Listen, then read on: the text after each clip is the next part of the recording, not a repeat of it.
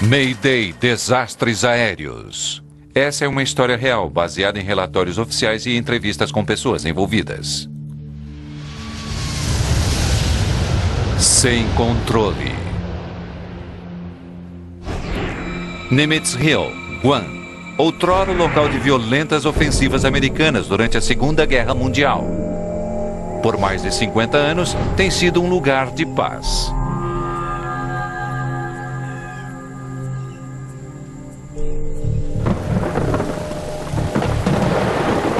Agora a colina está tranquila, invadida por caçadores e com a quietude normal quebrada pelos roncos de jatos jumbo ao sobrevoarem o local. Todas as noites, pilotos comerciais precisam voar sobre esse afloramento de rocha e terra para aterrissar no Aeroporto Internacional de Agana, em Guam. Os voos vêm de aeroportos por toda a Ásia. Um pouco depois da meia-noite, em 6 de agosto de 1997, o voo 801 da Korean Airlines está a caminho de Guam, vindo de Seul, na Coreia do Sul. O comandante Park Yong-chol, de 42 anos, está nos controles. Ex-piloto da Força Aérea Coreana, Park tem pilotado o 747 há mais de 6 anos. Apenas poucos meses atrás, ele recebeu um prêmio de segurança de voo do presidente da Korean Airlines por ter controlado com sucesso uma falha no motor de um 747 a baixa altitude. Park deveria estar voando para os Emirados Árabes Unidos esta noite, mas uma mudança na escala de voo o colocou no comando desse voo mais curto a Guam. Na aeronave, coreanos, japoneses e turistas ocidentais estão indo para as imaculadas praias de Guam.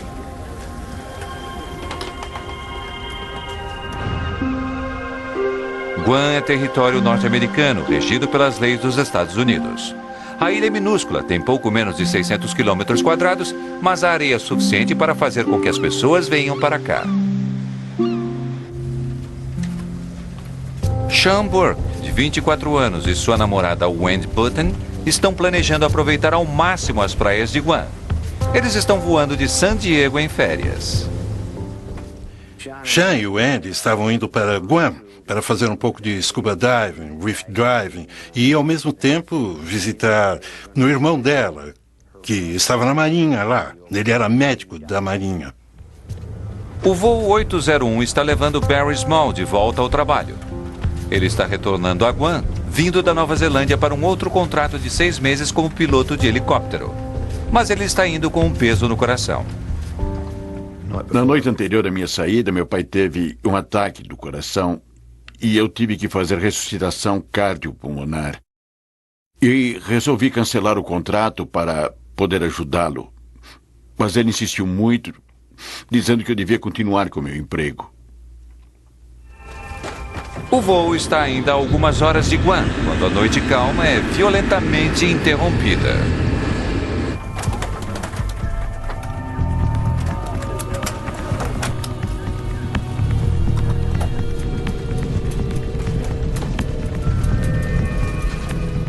Verifique a velocidade. Pode ser uma grande turbulência. Instrua todos para que permaneçam em seus lugares com os cintos de segurança. Senhoras e senhores, aqui é seu copiloto falando.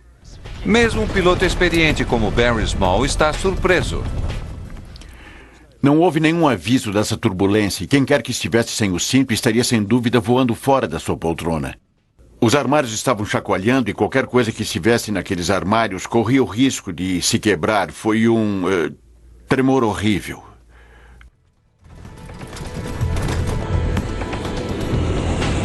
Trata-se de uma turbulência violenta, mas a tripulação consegue superá-la. Finalmente o voo retorna ao normal.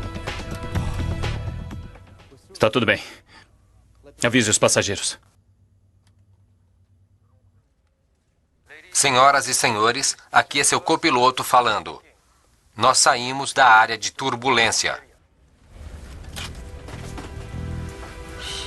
Tudo bem. Mas isso deixou alguns dos passageiros abalados. Está tudo bem, Rica. Logo estaremos lá. Senhora, se não se importa, eu vou colocar essa sacola aqui para a senhora. A tripulação na aeronave limpa tudo. E os passageiros se acomodam para o restante da viagem. Devido à escala de 12 horas em Seul e sem oportunidade de mudar de roupa, eu estava ficando bem desconfortável naquele ambiente tropical e tirei meu sapato só para dar uma relaxada e me sentir mais confortável. O comandante Park e sua tripulação começam a olhar para frente. Eles sabem que há mais tempo ruim a caminho. A chuva estava castigando Guam intermitentemente o dia todo. Na verdade, agosto é o pico da estação de chuvas na ilha. Pequenas pancadas de chuva podem surgir, tornando a visibilidade imprevisível. Naquela parte do mundo, em especial, ocorre o que é chamado de tempestade cartola, uma tempestade muito pequena que se forma a toda hora do dia e dura muito pouco. Assim, isso não iria dificultar a capacidade do piloto de, na verdade, conduzir a aproximação. Só iria obscurecer sua visão por algum tempo enquanto ele estivesse passando por ela. Passava de 1h da madrugada, quando o voo 801 da Korean Air faz seu contato inicial com Kurt Mill, controlador de radar do aeroporto de Guam. Centro de Guam, Korean 801, deixando o nível 410 para 2.600. Korean Air, entendido. A tripulação não é a única a se preparar para a aterrissagem. Depois de mais de 3 horas de voo noite adentro, os passageiros se preparam para o aeroporto. Eu vi as luzes de Guam e sabia exatamente onde estava o aeroporto porque havia estado lá muitas vezes. O comandante Park havia sobrevoado a Nimitz Hill 9 vezes antes, mas dessa vez há uma grande diferença. Em aeroportos por todo o mundo, os pilotos aterrissam com a ajuda de um glide slope, um sistema eletrônico que ajuda os aviões a pousar em segurança. Se os pilotos seguem as direções dadas pelo glide slope, ele os guia até o início da pista de pouso. O farol do glide slope do aeroporto de Guam havia sido retirado para manutenção completa. Sem o transmissor do aeroporto, o indicador do glide slope na cabine de voo é inútil. Aterrissar sem o glide slope é raro, mas acontece. Em Guam, a previsão para que o transmissor esteja operando é de mais de 2 meses. Mas navegação com dificuldades é apenas parte do problema. O comandante Park está combatendo a exaustão. Eles nos levam a trabalhar ao máximo. Dessa forma, economizam o hotel com a tripulação na cabine e eles aumentam ao máximo as horas de voo.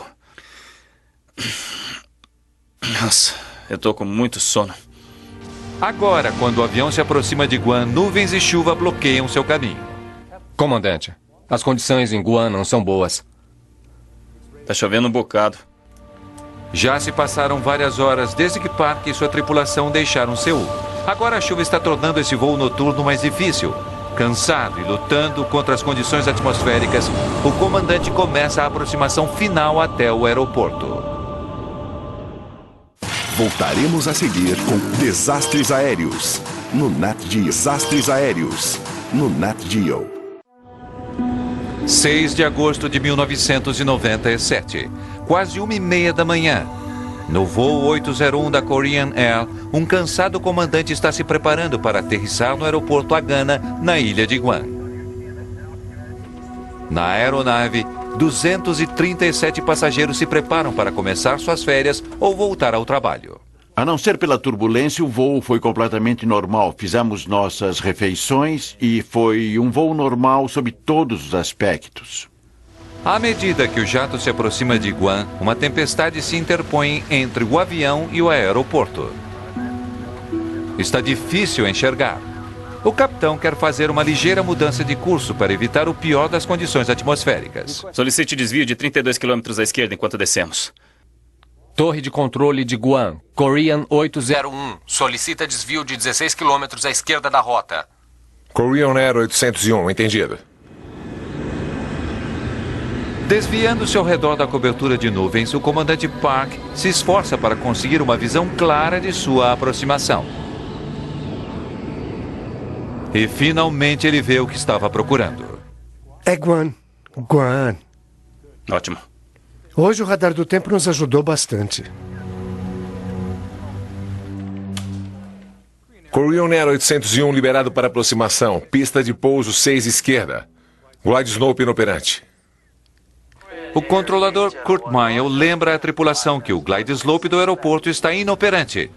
Ele normalmente os auxiliaria a encontrar a pista, mas como está em reparos, não está enviando quaisquer sinais. E então, com a tripulação no meio de sua sequência de aterrissagem, uma coisa inesperada acontece. O glide slope parece voltar a operar. É o glide slope funcionando? É o glide slope. Sim. Sim, está funcionando. Por que está funcionando? É um momento confuso. Insegura quanto ao que está acontecendo, a tripulação continua a se preparar para a aterrissagem. Sex verificada. Abaixada. Verificado. Aproximando-se 1.400. Como as condições da glide slope não eram boas, precisamos manter 1.440. Faça isso. Ok. À 1h40 da manhã, o controlador de Guam, Kurt Meyer, mais uma vez faz contato com a tripulação. Korean Air 801, contate a Torre de Agana, 18.1. Ele passa o avião para a torre do aeroporto e diz adeus em coreano. Anion, Regaciol. Shigahai Pisio, 181. É a última vez que ele irá falar com a tripulação do jato. O sujeito que trabalha aqui provavelmente foi soldado na Coreia, com certeza. Torre de Agana, Korean Air 801 para interceptar localizador 6 esquerda. Korean Air 801, Torre de Agana, pista 6 liberada para aterrissagem.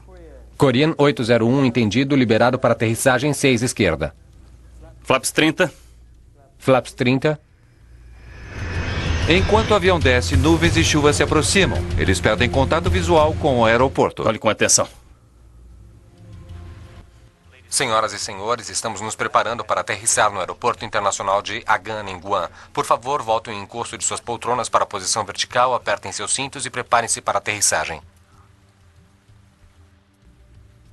Ativar 170 metros. Ativado. À medida que o avião se aproxima do solo, a tripulação espera ver o aeroporto a qualquer momento, mas a chuva dificulta a visibilidade.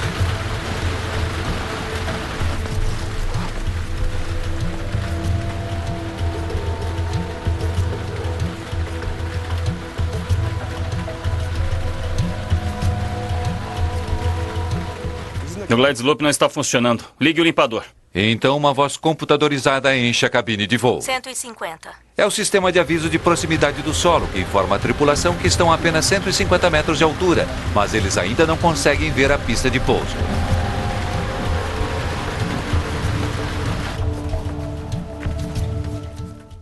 Eu já fiz esse voo antes, muitas e muitas vezes. E quando eu calculei que estávamos a cerca de 30 segundos da aterrissagem, eu me abaixei e calcei os sapatos. 60. O avião está agora a apenas 60 metros acima do solo, mas ainda assim a tripulação não consegue ver a pista. O tempo está rapidamente se esgotando. Vamos fazer uma aproximação perdida. Não está à vista. Não está à vista. Aproximação perdida. Dê a volta. Dê a volta. Flaps.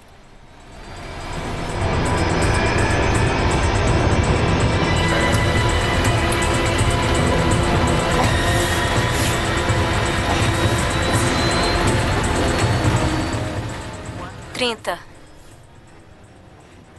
15.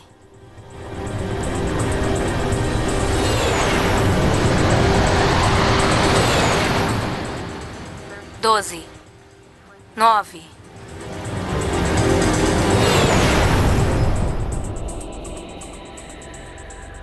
Eu não fazia ideia, pensava que ainda fosse apenas uma aterrissagem normal. E a aeronave continuava. Estava desacelerando mais depressa do que o normal, mas nada que me assustasse.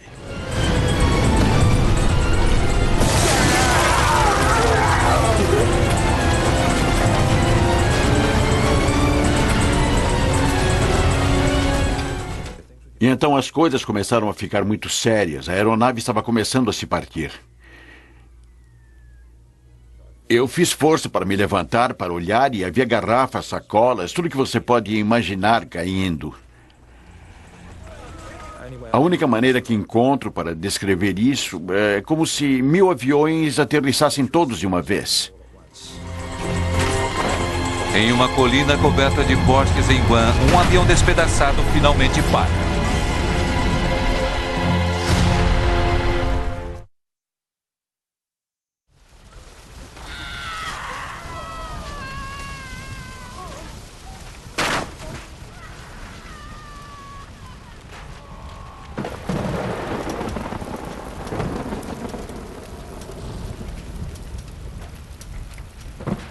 Eu estava com muito medo de soltar meu cinto de segurança naquele momento, porque estava esperando por um outro sobressalto sobre uma outra ravina ou o que quer que fosse acontecer em seguida.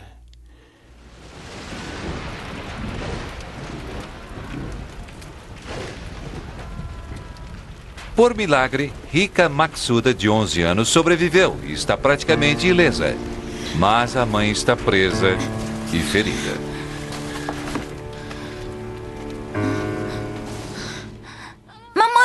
Mamãe!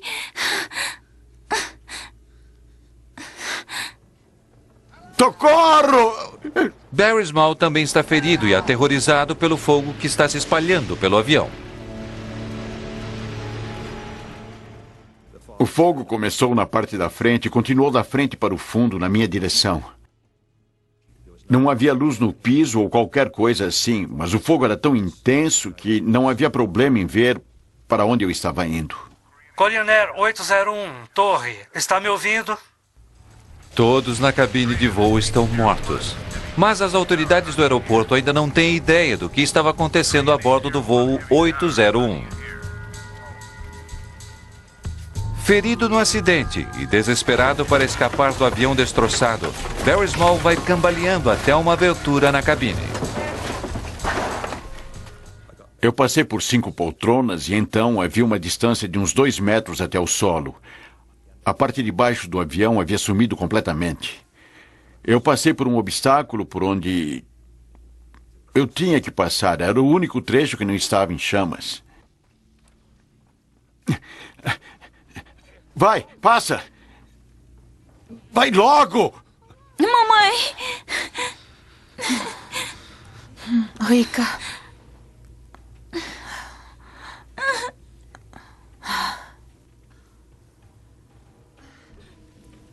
Vá. Vá agora. Saia daqui. Vá. Não. Saia daqui. Você precisa sair. Saia daqui. Por favor, saia. Saia.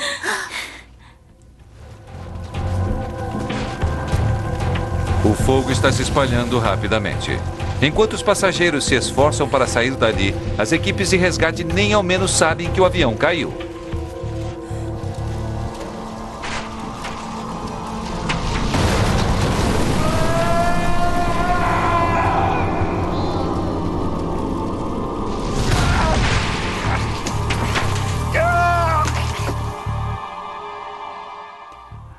O fogo envolveu tanto o senhor asiático como eu, a ponto de me queimar os braços e meu relógio ficou tão quente que estava derretendo em meu pulso e eu tive de arrancá-lo. Minutos antes, Kurt Meyer havia passado o jato de passageiros para os controladores da torre local. Agora ele fica sabendo que ele ainda não havia aterrissado. Aproximação a Gana. O Korean Air voltou a falar? Não. Eu o havia liberado e não sei onde ele está. Não aterrissou? Negativo. Meu Deus. Em minutos, o chefe dos bombeiros de Guam, Chuck Sanchez, está a caminho. Eu pensava, meu Deus, o 747 onde será que está? Está na ilha, está no mar? Qual o nosso plano aqui?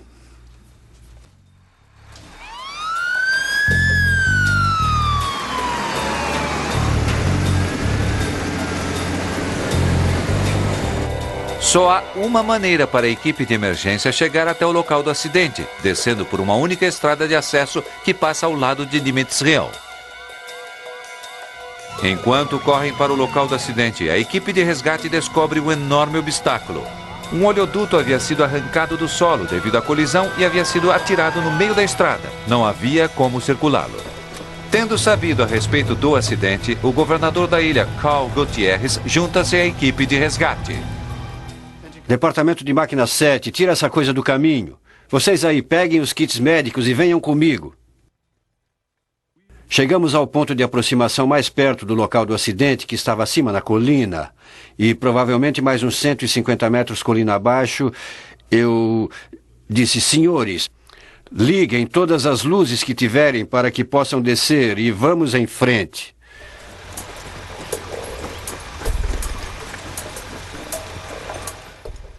Começamos a correr ouvindo os gritos, o que podia nos orientar, pois não havia nada, apenas vegetação na lateral da estrada. Em um determinado momento eu o fiz parar. Eu disse: senhor governador, preciso que o senhor tome algumas decisões importantes nesta operação e eu não acho que o senhor deva ir mais adiante. Gostaria que o senhor ficasse deste lado. Não quero que o senhor fique ferido. Deixe fazermos o serviço. E ele disse: não, eu quero ajudar vocês. No local do acidente, as chamas estão devorando os destroços. Impedido pela perna quebrada, tudo o que Small pode fazer é olhar, enquanto as pessoas gritam por socorro. Eu fiquei naquela ribanceira a noite toda. Durante esse tempo, ouvia pessoas chamando em línguas estrangeiras que de início me pareciam bem firmes, pedindo socorro, e depois se transformando em gritos à medida que o fogo ficava mais forte e... Depois de algum tempo, o fogo ficou ainda pior e os gritos cessaram completamente. Finalmente, quase uma hora após o acidente, a equipe de Sanches chega ao local. Eu os dividi em 2 grupos de busca e resgate. Preciso que metade de vocês comece do fim da cauda e preciso que a outra metade comece da parte da frente desse avião. E a gente se encontra no meio. Vamos fazer tudo o que pudermos para ajudar os sobreviventes. Mamãe! O governador de Guam, Carl Gutierrez, vê Rika Matsuda sozinha, chamando pela mãe.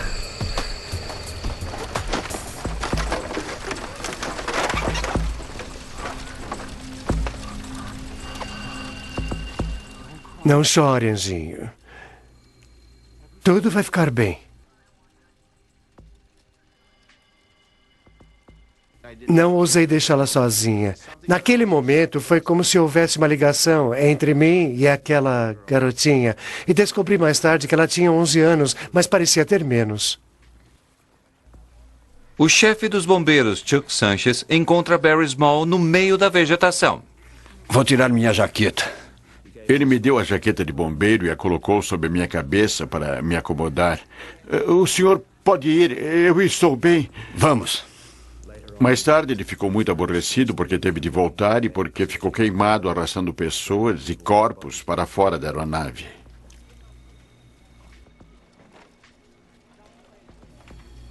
Estávamos cortando árvores para usar como talas. Estávamos tirando nossos equipamentos de proteção para cobrir os sobreviventes.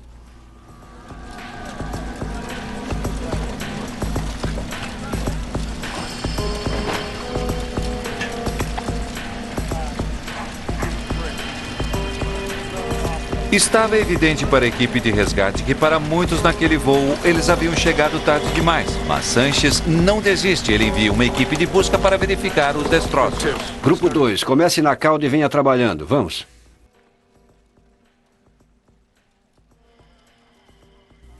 O que eu vi foi uma enorme explosão bem onde eles estavam.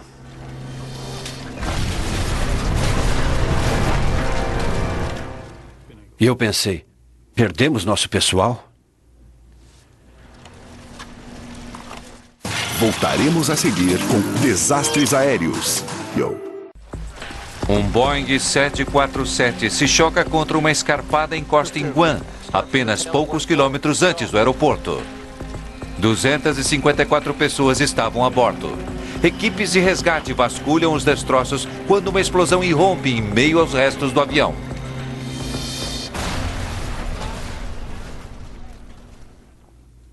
Não havia nenhum radiotransmissor, perdemos todo o nosso contato. Então, finalmente, surgiu alguém. Senhor, estamos bem. Sobrevivemos à explosão. Todos foram encontrados.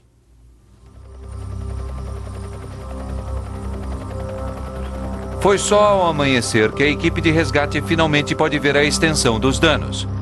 O avião escorregou montanha abaixo e se quebrou em diversos pedaços grandes. Apenas 26 pessoas sobreviveram ao desastre.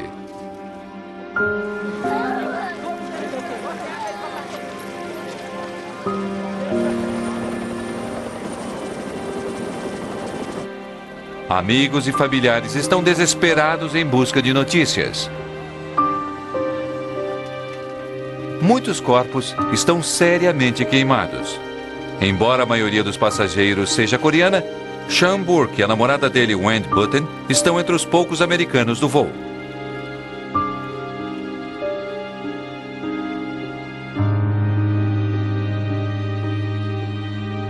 A milhares de quilômetros dali, as notícias acerca do acidente chegam aos pais de Sean.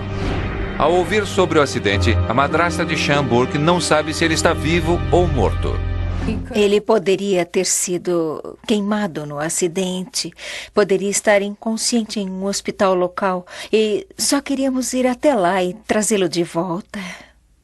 Isso não saía da nossa cabeça que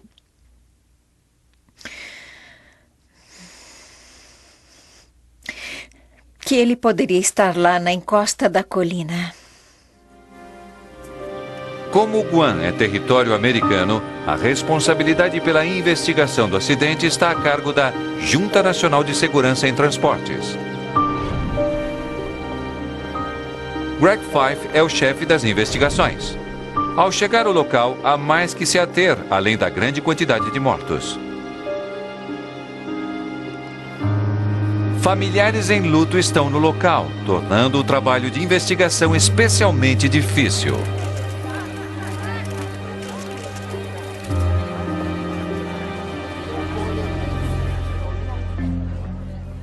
Como investigador de acidente, você precisa deixar suas emoções de lado. É como um médico numa sala de emergência. Você vê toda aquela devastação, você vê uma tragédia diante de si, você ouve todas aquelas histórias tristes, principalmente quando há crianças e pessoas inocentes envolvidas. E como investigador de acidente, você tem de manter essas emoções de lado, porque precisa manter o foco.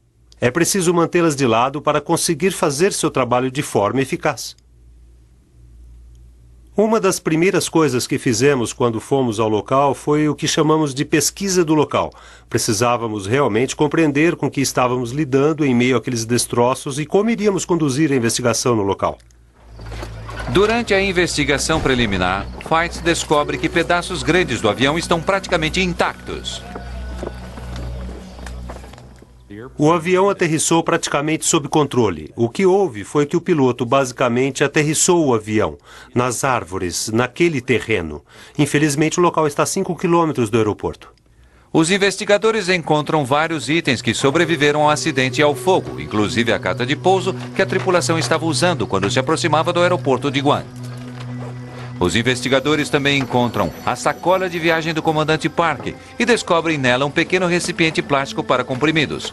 O comandante Park havia recebido uma prescrição médica para uma série de medicamentos, incluindo comprimidos contendo benzodiazepina, um tipo de medicamento em geral usado como sedativo. Os comprimidos e amostras de tecido dos restos mortais do comandante Park são enviados para análise. A carta de pouso se torna parte da crescente pilha de provas. Usando informações do gravador de dados do voo, os investigadores recriam o caminho e a trilha de descida do avião. A inclinação relativamente suave de sua descida sustenta a crença de Fife de que o jato tenha aterrissado na encosta na colina. Entretanto, a rota de voo não deveria ser essa. Korean Air 801, liberado para aproximação, pista de pouso 6 esquerda. Glide Slope inoperante. Korean 801 entendido, liberado para aterrissagem 6 esquerda.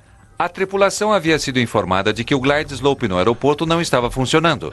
Isso significa que o comandante precisava de maior controle manual de seu avião. Cabe agora ao piloto voar seguindo um determinado procedimento, como uma descida em degraus, começando com uma determinada altitude, digamos 600 metros. Ao chegar a um determinado ponto, indicado pelo DME, um equipamento medidor de distância, ele começa então a descer para uma outra altitude sugerida. Se a tripulação estava seguindo os procedimentos de descida em degraus, sua rota de voo teria se parecido com um lance de escadas. Mas depois do primeiro degrau, o avião entra em uma longa e lenta descida. Se você não atinge aqueles degraus que o levam para baixo, e aquelas altitudes são indicadas para lhe dar um terreno livre, se não voar conforme o descrito no quadro de aproximação, você corre o risco de voar rumo a um obstáculo ou a um terreno elevado. As gravações de voz da cabine do piloto também foram recuperadas entre os destroços. Fight e sua equipe começam as análises, esperando compreender melhor o que aconteceu na cabine. Uma informação-chave foi descobrir que a tripulação parecia estar cansada. Nossa, eu tô com muito sono. Aquele era um voo fretado, o que os colocava no que chamamos de voar contra o relógio, ou seja, normalmente eles voariam durante o dia, agora eles estão voando à noite. E como é de se esperar, seu corpo lhe diz que você deve dormir quando está escuro lá fora. Os sedativos podem ter agravado uma situação já difícil, mas os resultados das análises do laboratório são conclusivos. Embora tivesse os comprimidos com ele, o comandante não tem qualquer sinal deles em seu organismo. Quando Greg Fife, o chefe das investigações, se volta mais uma vez ao gravador de voz da cabine, ele se concentra na discussão do comandante acerca do glide slope. É o glide slope funcionando? É o glide slope. Sim. Sim, está funcionando. Por que está funcionando?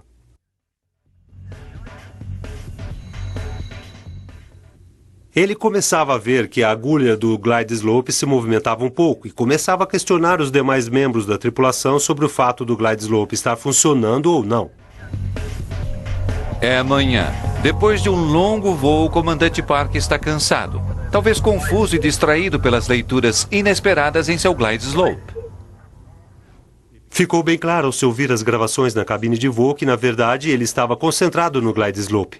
Mas Fife ainda não entende por que o glide slope de Park parecia estar funcionando. Teria havido um problema nesse avião? Ou o equipamento está sujeito a problemas que também poderiam afetar outros jatos? Para descobrir isso, ele chama o especialista em navegação Nelson Sponheimer.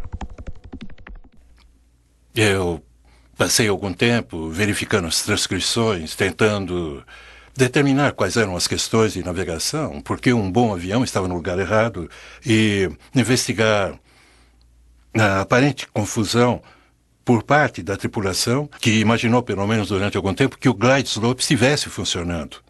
Sponheimer envia uma equipe de investigadores até Guam. Eles voam sobre a ilha, tentando determinar se os sinais de rádio de uma base militar nas proximidades poderiam ter afetado o avião, levando-os a pensar que o glide slope estivesse funcionando. Receptores de um glide slope podem responder a outros sinais, principalmente quando o sinal de glide slope é inexistente. Se houver sinais falsos no canal e se contiverem as informações corretas, provocam movimentos intermitentes na agulha do instrumento. Ativar 170 metros. Mas os sinais não se manteriam. Assim como um interruptor ligado e desligado rapidamente, o indicador de glide slope daria indicações periódicas de que estava funcionando, mas não por muito tempo. Minha conclusão é que sinais falsos, fossem eles de outros transmissores ou de equipamentos defeituosos no solo, como por exemplo o walkie-talkies, não poderiam provocar um movimento continuado por muito tempo. Se o glide slope não estava funcionando completamente, por que Park teria acreditado que estivesse? E ainda assim, por que ele teria se chocado contra Nimitz Hill? O glide slope não está funcionando. Ligue o limpador. Enquanto os investigadores continuam tentando analisar as causas do acidente, Barry Small tenta compreender por que ele e outras 25 pessoas sobreviveram. Eu fui pegar meus sapatos, nós batemos no solo e, acidentalmente, eu estava na posição perfeita de impacto, como que por milagre. Engenheiro aprendiz e piloto de helicóptero, Small entende de aviões. Tenho certeza de que há algumas mudanças que poderiam ser feitas na aeronave. Small acredita que o projeto das barras que unem as poltronas nas aeronaves o levou a quebrar uma perna. Por sorte, a outra perna se salvou. Minha perna direita foi para frente e se chocou contra a barra à frente da poltrona e se quebrou. Minha perna esquerda foi salva pela minha mala, que impediu minha perna de ir contra aquela barra. Ainda podendo andar com sua única perna boa, Small escapa enquanto outros continuam presos dentro do avião.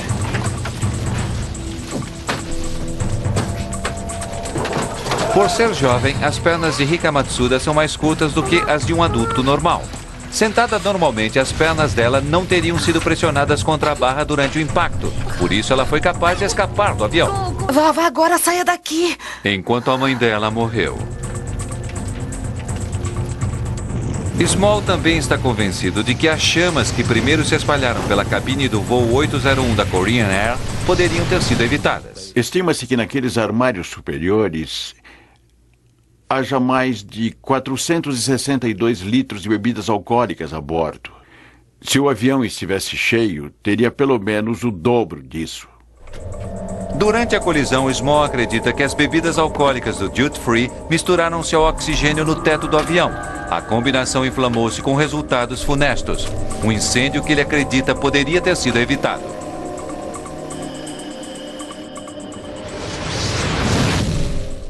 Por que correr esse risco? Álcool e oxigênio.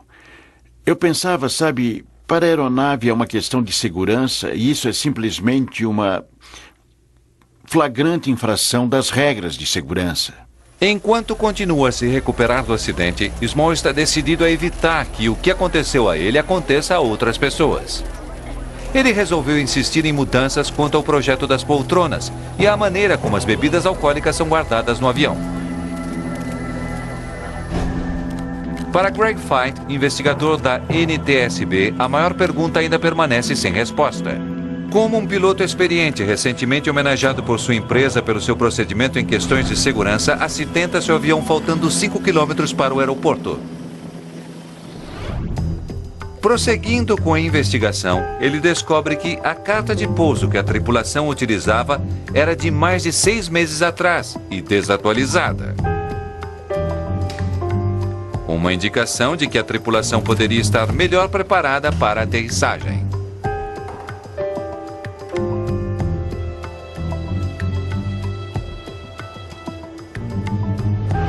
Ao rever as práticas de treinamento para a Korean Airlines, Feit descobre mais lacunas na informação que a tripulação recebera. Descobrimos que a tripulação de voo da Korean Airlines teve todo o seu treinamento com base em aeroportos com aproximações onde o DME estava sempre colocado no aeroporto. O DME é equipamento de medição de distância, sinais luminosos eletrônicos que dizem aos pilotos onde eles estão em relação ao aeroporto. Em geral, o último sinal luminoso é encontrado no princípio da pista de pouso. Esse não foi o caso em Guam. O aeroporto estava, na verdade, 5 quilômetros adiante. 60. Esforçando-se para ver através da chuva, Park não tinha condições de encontrar o aeroporto. Perturbado pela inesperada leitura do Glide Slope, Park usou o último sinal luminoso como um guia, esperando que ele o levasse direto para a pista de pouso. Vamos fazer uma aproximação perdida. Não está à vista. Não está à vista. Aproximação perdida. Dê a volta. Dê a volta. Flaps. É claro que o voo 801 voava a uma aproximação de cerca de 5 quilômetros antes. Em outras palavras, a descida estava acontecendo 5 quilômetros antes. Foi uma aproximação normal, apenas no lugar errado. Acreditamos que devido ao cansaço e ao tipo de treinamento recebido, quando a tripulação de voo bateu o avião, quando a contagem chegou ao zero, pensavam que o aeroporto deveria estar ali. Um 747 completamente lotado, pesando mais de 200 mil quilos, como um enorme transatlântico, não consegue mudar seu curso rapidamente. 30, 15, Sem visibilidade devido à chuva e confiando em seu equipamento, a tripulação do voo 801 da Korean Air pensou que estivesse se dirigindo diretamente para a pista de pouso. Quando perceberam que alguma coisa estava errada, já era tarde demais. Dando prosseguimento à investigação, Fife e sua equipe fazem uma descoberta surpreendente. Equipamento que teria dado à tripulação mais tempo para reagir havia sido inutilizado, de propósito. Voltaremos a seguir com Desastres Aéreos, no Nat Geo. Em agosto de 1997, a queda do voo 801 da Korean Air provocou a morte de mais de 200 pessoas. O relatório final da investigação do acidente é publicado mais de 2 anos depois. Ele responsabiliza os métodos de treinamento da Korean Airlines e a dependência exagerada da tripulação na automação do jato. Entretanto, o relatório reserva também duras palavras para a FAA, órgão que regula as viagens aéreas nos Estados Unidos. Devido a uma decisão da FAA, um equipamento tecnológico vital e que poderia ter salvado o voo 801 foi intencionalmente desativado. O Sistema de Alerta de Altitude Mínima, ou MSO, é um equipamento padrão na maioria dos aeroportos norte-americanos. Mas em Guam, a FAA fez uma modificação crítica na maneira dele ser usado. O MSO usa radar para observar os aviões quando eles chegam ao aeroporto. Se estão baixos demais, um aviso é emitido pelos controladores de tráfego aéreo, que podem então retransmitir isso à tripulação. Mas em Guam, o sistema continuava dando leituras que não faziam sentido para os controladores. Os controladores continuaram a receber esses avisos sem sentido. Eles projetaram o software e levaram os limites do MSO para mais distante do aeroporto, onde ele não proporcionava qualquer nível de proteção. Em vez de observar os aviões quando se aproximavam do aeroporto, o sistema em Guam os rastreava agora quando eles estavam a mais de 80 quilômetros de distância sobre o oceano. Acho que a melhor palavra para descrever teria sido, e deveria ser, irresponsabilidade, pois você retirou esse sistema que havia sido projetado com nível de proteção não apenas para o controlador, mas tirou a proteção do público que faz viagens aéreas. Para os passageiros e a tripulação do voo 801, a falta do sistema MSO selou seu destino.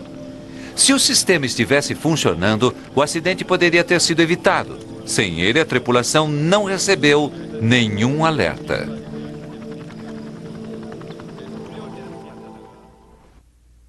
Os 2 pilotos não queriam morrer, eles tinham família. Ninguém queria morrer. Nós não os culpamos. Eu acho que ninguém queria estar naquela situação. Foi só uma coisa que aconteceu. Para Barry Small, os anos após o acidente do voo 801 têm sido emotivos e frustrantes. O Departamento de Aviação Civil da Nova Zelândia, sua terra natal, reconheceu o perigo em potencial representado pelas bebidas alcoólicas duty-free a bordo. Mas até agora nenhuma política foi mudada. Seu desejo de alterar os desenhos das poltronas também foi ignorado. Demos alguns passos para levar adiante essa ideia e, na maioria dos casos, ela é recebida com entusiasmo, mas sempre acaba no cesto de lixo.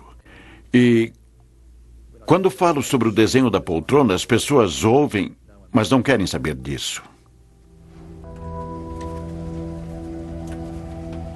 Sean Burke nunca foi oficialmente identificado como uma vítima do voo 801.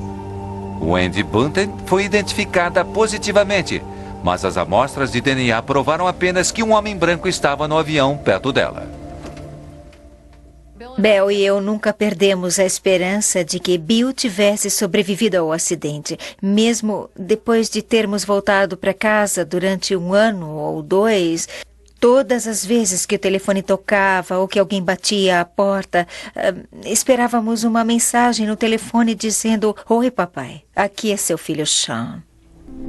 Em uma ocasião, vários anos após o acidente, Barry Small teve a oportunidade de dar a Cat Burke e ao marido algum sentido de determinação e uma imagem duradoura de seu filho. Quando o encontramos, ele queria nos dizer que, na parada de 12 horas em Seul, ele estava andando por ali e acabou ouvindo duas pessoas falando em inglês. E ele disse que estavam tão apaixonados que ele não quis interromper a conversa deles. Para o pai de Sean, a profunda tristeza pelo acidente nunca irá embora totalmente. Para mim, a dor pela perda de Sean nunca termina. Não melhorou e nem piorou. É apenas mais um dia. Para todos os outros, já se foi. Eu espero que as pessoas sigam em frente. Mas eu ficarei assim até o dia em que esteja com ele novamente.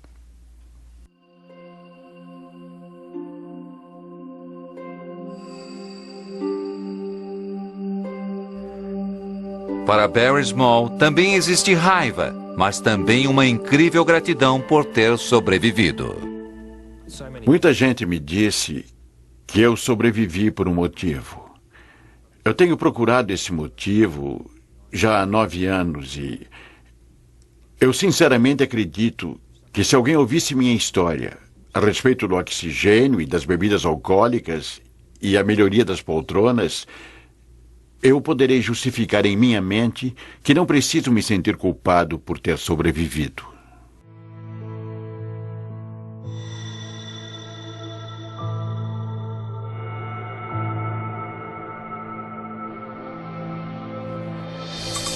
Versão brasileira Centauro.